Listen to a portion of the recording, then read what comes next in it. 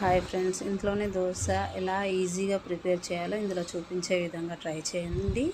మీ dosa batter అనేది చిక్కగా ఉండాలి. ఇందులో చూపించే విధంగా ఇలా చిక్కగా ఉండడం వల్ల ఏమవుతుందంటే మీ దోశలు చాలా క్రిస్పీగా బాగా వస్తాయి. మీరు కూడా ట్రై చేయండి.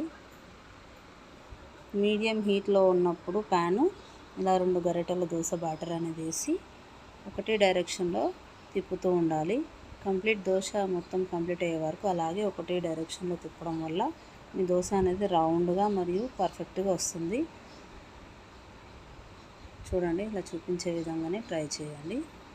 దాని తర్వాత పైకి వెళ్ళి ఒక 2 స్పూన్ ఆయిల్ అనేది వేయాలి. ఆయిల్ వేయడం వల్ల ఏమవుతుందంటే మీ దోశ అనేది పెనానికి అంటుకోకుండా ఉంటుంది, అలాగే పర్ఫెక్ట్గా వస్తుంది. ఇప్పుడు మీ గ్యాస్ ఫ్లేమ్ అనేది మీడియంగా ఉంచండి.